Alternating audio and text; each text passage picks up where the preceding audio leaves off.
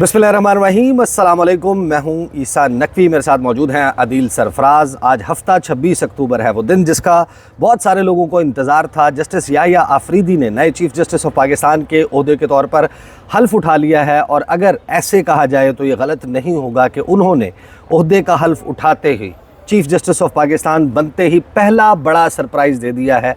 काजी फ़ाइज़ ईसा साहब के जो फ़ैसले थे, कुछ चीज़ें थीं, उनको रिवर्स कर दिया है। और जिस तरीके से उन्होंने अपने कॉलीग्स की इज़्ज़त को बट्टा लगाया था, जस्टिस मंसूर अली शाह, जस्टिस मुनीब अख्तर, उनको जो साइड लाइन किया था, उनके साथ जो रवैया रवा रखा था, उसको रिवर्स कर दिया है, उनके ऑनर को रिस्टोर किया है।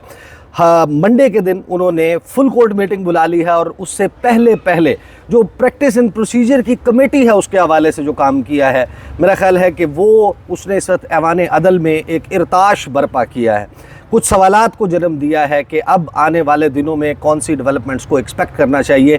इस वीडियो में हम आदिल सरफराज से specifically chief justice of Pakistan बनने के बाद याह्या आफरीदी ने क्या क्या किया है, वो क्या क्या कर सकते हैं, 26वीं आईनी तरमीम का मुस्तकबिल क्या है, और जो 27वीं आईनी तरमीम ने मंडलाना शुरू कर दिया है उसके फ्यूचर के हवाले से बात करेंगे। लेकिन अपकमिंग व्लॉग में मैं आदिल सरफराज के साथ ही इस मामले के ऊपर बात करूँगा कि ऐवान सदर में तकरीब हल्फ बर्दारी में ये मौजूद थे, मुख्तलिफ जजेस के साथ इनका कुछ इंटरेक्शन हुआ है, को बातचीत हुई है अदालती मंजरनामे के हवाले से। वो माहौल क्या था उसको हम ज़रा बाद में डिस्कस करेंगे। आगाज़ में आदिल सरफराज, ये सवाल तो हमने बहुत आगाज़ में ही उठा दिया था कि सीनियर प्यूनेट जज तो लामहाला बहरहाल मंसूर अली शाह हैं, और थर्ड मोस्ट सीनियर जज जो हैं वो जस्टिस मुनीब अख्तर हैं।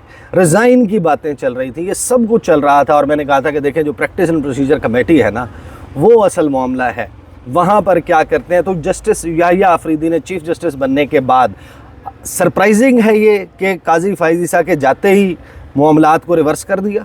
नहीं सर, सरप्राइजिंग तो नहीं है। क्या है ये, बेसिकली लोगों को एक्सप्लेन भी करते हैं सर। सबसे पहले तो मैं ये कहूँगा कि आज 30th चीफ जस्टिस के तौर पर उन्होंने जैसे ही हल्फ उठाया, जो सबसे पहले खबर आई, और वो खबर थी फुल कोर्ट मीटिंग बुलाने की। उन्होंने आज वो फुल कोर्ट मीटिंग बुलाई, जिसको बुलाने के लिए उनके फेलो जजेस साहिबान चीफ जस्टिस काजी फ़ाइज़ ईसा साहब से बार बार कहते रहे, मगर वो रिलक्टेंट रहे ना बुलाने पर।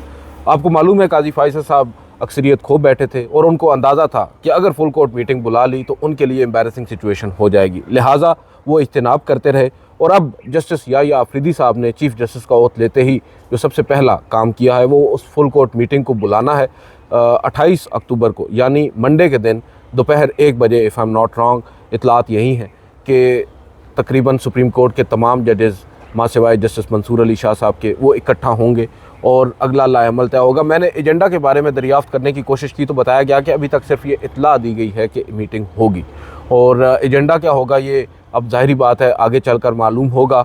और उस मीटिंग में होता क्या है ये बहुत इंपॉर्टेंट है, बहुत सिग्निफिकेंट है। एक तो जस्टिस याह्या आफरीदी साहब की ये रिवायत रही है पेशावर हाई कोर्ट में भी, जब वो चीफ जस्टिस रहे हैं, कि फुल कोर्ट मीटिंग्स वो तवातर के साथ बुलाते रहे हैं। तो ये एक लिहाज से तो एक अच्छी चीज़ है। और दूसरी जानिब बहुत से जो लोग हैं, जो लीगल ईगल्स जिनको कहते हैं, वो लोग ये समझते हैं कि ये it's a first step towards right direction by justice Yahya Afridi साहब। और याह्या आफरीदी साहब से तवक्को भी की जा रही थी कि वो अब अपना हाउस इन ऑर्डर करने के लिए अमली तौर पर इक़दाम उठाएंगे। और हम, आपको याद होगा, बार बार यही बात कर रहे थे कि जस्टिस याह्या आफरीदी साहब कहाँ खड़े होते हैं, इस बात का अंदाज़ा सबसे पहले एडमिनिस्ट्रेटिव ऑर्डर से होगा। अगर वो ना हुआ फुल कोर्ट मीटिंग बुलाने का, तो फिर कहा जा सकता है कि मामलात आगे भी ऐसे ही चलेंगे जस्टिस काजी फ़ाइज़ साहब के दौर में जैसे चलते रहे। अच्छा, प्रैक्टिस एंड प्रोसीजर कमेटी के मामले पर आने से पहले ये जो नामजद होते ही 3 बंद कमरा मुलाकातें की थी जस्टिस याह्या आफरीदी ने। एक वो जाकर मिले थे काजी फ़ाइज़ ईसा से, एक उन्होंने मुलाकात की थी जस्टिस मंसूर अली शाह से, फिर एक मुलाकात की थी उन्होंने जस्टिस मुनीब अख्तर से। सीक्वेंस ज़रा सही कर लें। अच्छा, सीक्वेंस कर दें। पहले जस्टिस मंसूर अली शाह, फिर जस्टिस मुनीब अख्तर, और फिर काजी फ़ाइज़ ईसा। हाँ, तो ये जो 3 बंद कमरा मुलाकातें थी, ये अंडरस्टैंडिंग वहाँ पर गालिबन आपका ख्याल है कि रीच हो गई थी जस्टिस मंसूर अली शाह और मुनीब अख्तर से, कि अब मामलात को वो ऐसे आगे लेकर चलेंगे, और जो 2 सीनियर जजेस हैं उनको बज़ाहिर कोई मसला नहीं है मौजूदा चीफ जस्टिस से? एग्जैक्टली। मैंने आज देखें, जस्टिस मंसूर अली शाह साहब तो थे नहीं, अब अगले व्लॉग में हम नाज़रीन को बताएंगे कि हमारी क्या गुफ्तगू हुई वहाँ पर दीगर जजेस साहिबान से। बहरहाल इस्तीफ़ों की हद तक मैं बता देता हूँ, आपने इंट्रो में क्योंकि जिक्र किया है। मैंने आज एक बड़े सीनियर जज, बड़े करीबी जज हैं जस्टिस याह्या आफरीदी साहब के, उनसे सवाल किया कि इस्तीफ़ों की शुनीद आ रही है, तो उन्होंने हैरानगी का इजहार किया कि वो क्यों आ रही है। उन्होंने कहा कि कोई इस्तीफ़े नहीं आ रहे, बड़े कॉन्फिडेंट थे।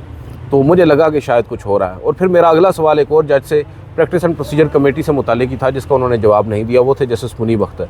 तो नज़र यही आ रहा था, जो टोन थी, जो बॉडी लैंग्वेज थी, कि ये मामला तय पा चुके हैं पहले से। आपको मालूम है जस्टिस याहिया अफरीदी साहब ने गुज़िश्ता रोज़ एक रोज़ कबल एक मुकदमे की समाअत के दौरान ये कहा कि मैंने रजिस्ट्रार ऑफिस को डायरेक्ट कर दिया है सर्टन जो पॉलिसी मैटर्स हैं उनके ऊपर के आइनी मुकदमात किस तरह आइनी बेंचेस को जाएंगे और किस तरह एक लाएअमल तैयार होगा। इसी तरह ये वाले जो मामलात हैं ये उन्होंने जस्टिस मंसूर अली शाह और जस्टिस मुनीब अख्तर से पहले तय कर लिए। इस पे जो तय कर लिए हैं, जो मेरा ख्याल है कि दूसरा बड़ा सरप्राइज़ है जो जस्टिस याहिया अफरीदी की तरफ से आया कि हुकूमत ने पहले उमर अता बंदियाल के विंग्स क्लिप करने के लिए, पर कुतरने के लिए, उनके मास्टर ऑफ द रोस्टर के इख्तियार को और बेंच बनाने के इख्तियार को ख़त्म करने के लिए प्रैक्टिस एंड प्रोसीजर कानून जो है वो मुतारफ़ करवाया। जस्टिस काजी फ़ाइज़ ईसा जो है वो कलम छोड़कर वो अपने दफ्तर में चैम्बर वर्क पर चले गए। उन्होंने कहा जब तक प्रैक्टिस एंड प्रोसीजर का फ़ैसला नहीं होता मैं काम नहीं करूँगा, मैं चैम्बर वर्क करूँगा। फिर चीज़ें चलती रहीं, लेकिन आखिर में हमने देखा कि जस्टिस सरदार तारिक मसूद की 11 मार्च को रिटायरमेंट के बाद जब बैलेंस चेंज हुआ, उस कमेटी में जो कि मुकदमात लगाती है, बेंच फॉर्म करती है, रिव्यूज़ और केसेस का फिक्स करने का फ़ैसला करती है, वहाँ पर बैलेंस ऑफ पावर चेंज हुआ। Justice Mansoor Ali Shah, justice Munib Akhtar being the 2 senior most जजेस आफ्टर चीफ जस्टिस आए, तो उनके पर उतरने के लिए, उनकी ताकत जो है वो ख़त्म करने के लिए और उनको साइड लाइन करने के लिए हुकूमत ने फिर तब्दीली की, टिंकरिंग की, एक अमेंडेड ऑर्डिनेंस जो है वो जारी किया। और उसमें जस्टिस, आपको मालूम है कि जस्टिस मंसूर अली शाह ने माजरत कर ली कि जब तक फुल कोर्ट मीटिंग इसको डिसाइड नहीं करती मैं नहीं बैठूंगा। जस्टिस मुनीब अख्तर को निकालकर जस्टिस अमीनुद्दीन खान को अपलिफ्ट करके ऊपर ले आए थे जस्टिस काजी फ़ाइज़ ईसा। तो अब इस हवाले से जस्टिस याहिया अफरीदी ने पहला क्या डिसीजन लिया? सर अब देखें, सबसे पहला डिसीजन जो ऑर्डर आया है, अगर मैं उसको निकाल कर आपके सामने पढ़ दूं तो ज़्यादा लोगों की आसानी हो जाएगी उसको समझने में। जो जस्टिस याहिया अफरीदी साहब का पहला एडमिनिस्ट्रेटिव ऑर्डर कहा जा रहा है वो सर है, और ऑफिस ऑर्डर है, तारीख़ है 26 अक्टूबर 2024। In super session of this court's office order of even number dated 29/2024 and in exercise of powers under section 2(1) of the Supreme Court Practice and Procedure Act 2023 as amended by the Ordinance number 8 of 2024. The Honorable Chief Justice of Pakistan has been pleased to reconstitute the requisite committee. The committee stands constituted as under Justice Yahiya Afridi, Justice Syed Mansoor Ali Shah and Justice Muneeb Akhtar. अब ये इसके साथ साथ जो senior puny जज हैं और दीगर जजेस हैं सीनियर, उनके पीएस को भी इसकी कापी भेज दी गई है। इसका मतलब ये है कि जस्टिस याहिया अफरीदी साहब ने काजी फ़ाइज़ ईसा साहब की जानिब से जिस भोंडे अंदाज में माजरत के साथ जस्टिस मुनीब अख्तर को कमेटी से निकाल बाहर किया था, उन्होंने वापस उस प्रोसेस को रिवर्स बैक किया है और जस्टिस मुनीब अख्तर को विद उनका ऑनर रिस्टोर किया है। जिस तरह justice Qazi Faez Isa chief justice of Pakistan रहते हुए उन्होंने अपने ब्रदर जजेस साहिबान को रिडिक्यूल किया है माजरत के साथ, उस तरह जो हम देख रहे थे कि जस्टिस याहिया अफरीदी साहब हैं, उन्होंने अब उस तमाम तर चीज़ों को रिवर्स बैक करने के लिए उन्हें अमेंड करने की कोशिश की है। जस्टिस मंसूर अली शाह साहब और जस्टिस मुनीब अख्तर को उन्होंने कमेटी का दोबारा हिस्सा बनाया, और ऑब्वियसली अगर उन्हें कमेटी का हिस्सा बनाया है दैट मीन्स कि पहले उनको एतमाद में लिया गया होगा। उनको एतमाद में लेने के बाद ही उनको इस कमेटी का हिस्सा बनाया। मगर यहाँ पर भी मैं ये कहूँगा कि हमें ज़्यादा भी उम्मीदें अब भी नहीं लगा लेनी चाहिए। मैं आप कंप्लीट कर लें, फिर मैं फॉलो अप सवाल करता हूं। इसकी एक वजह यह है कि जस्टिस याहिया अफरीदी साहब ने एक ऐसी कमेटी रिकॉन्स्टिट्यूट की है जिसमें रिकॉन्स्टिट्यूशन ऑफ द कमेटी में उन्होंने एक तो उस ऑर्डिनेंस की तौसीक भी कर दी है, ठीक है, जिस ऑर्डिनेंस को हम लोग कहते रहे हैं, माजी में बहुत से जजेस साहिबान भी कहते रहे हैं कि ये गलत अंदाज में आया है, उसकी तौसीक करते हुए उन्होंने एक कमेटी को रिकॉन्स्टिट्यूट किया, और तब रिकॉन्स्टिट्यूट किया है जब उस कमेटी के पास आइनी बेंचेस कॉन्स्टिट्यूट करने का इख्तियार भी नहीं है।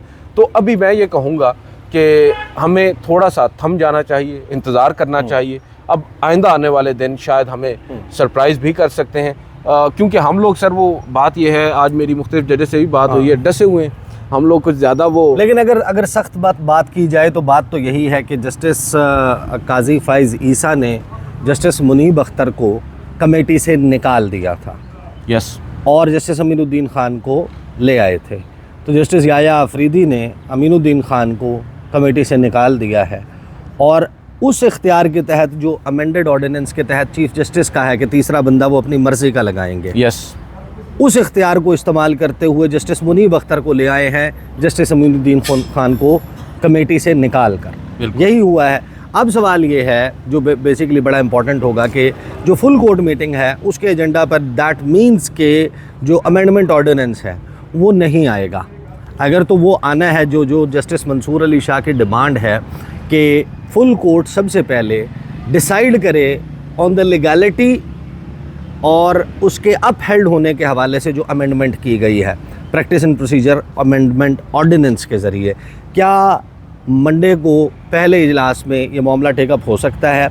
और क्या 26वीं आईनी तरमीम इन इट सेल्फ जो चैलेंज हो रही है उसके हवाले से सवालात उठ रहे हैं, क्या वो मामला भी जजेस के फुल कोर्ट इजलास में हो सकता है? देखिए, ये बात आपकी दुरुस्त है काफ़ी हद तक। ये जो अमेंडमेंट है ये भी डायरेक्टली लिंक्ड है विद दैट ऑर्डिनेंस। आपको मालूम है, अगर हम इसको थोड़ा सा सीक्वेंस दुरुस्त कर दें, अगर ऑर्डिनेंस ना आता तो 63A का केस फिक्स ना होता, 63A का केस फिक्स ना होता तो फ्लोर क्रॉसिंग की इजाज़त ना होती, फ्लोर क्रॉसिंग की इजाज़त ना होती तो 26वीं आईनी तरमीम पास ना होती और 27वीं आईनी तरमीम का रास्ता ना खुलता। तो वो नॉमन तेल था जो फराहम किया और फिर राधा को हमने नाचते हुए देखा पार्लियामेंट के फ्लोर पे। बिल्कुल।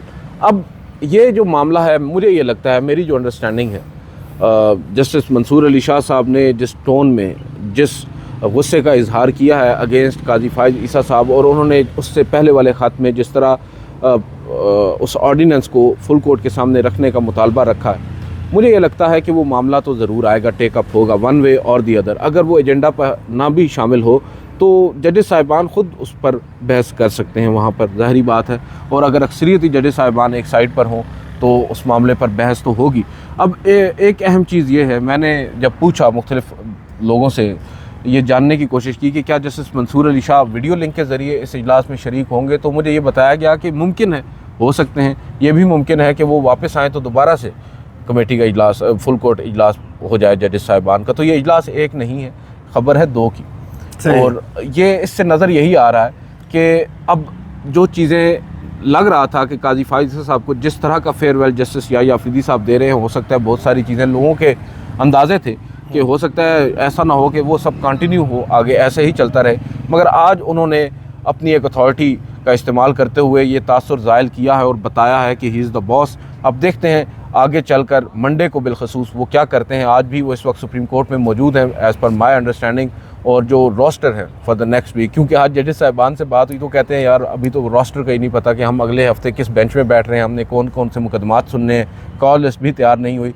तो इतलात यही है कि जस्टिस याया आफरीदी साहब ओथ के फ़ौरन बाद पहुँचे, उनको गार्ड ऑफ ऑनर मिला, जजीला असलम रजिस्ट्रार, उन्होंने फूलों का गुलदस्ता पेश किया और वो अपने चैम्बर यानी चैम्बर 1 में चले गए और वहाँ पर अब अपने इंतज़ामी साइड पर ऑर्डर्स दे रहे हैं और कॉल लिस्ट वगैरह तैयार हो रही है, मुकदमात कौन से फ़िक्स होने हैं।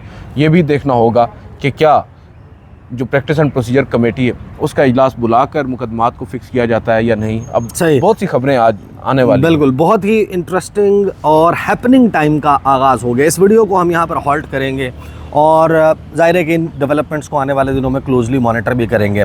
अगली वीडियो में बात करेंगे, बहुत लिमिटेड एक्सेस दिया गया था, तब जो सुप्रीम कोर्ट कवर करने वाले रिपोर्टर्स हैं वो एज सच इतने ज़्यादा तादाद में इनवाइटेड नहीं थे।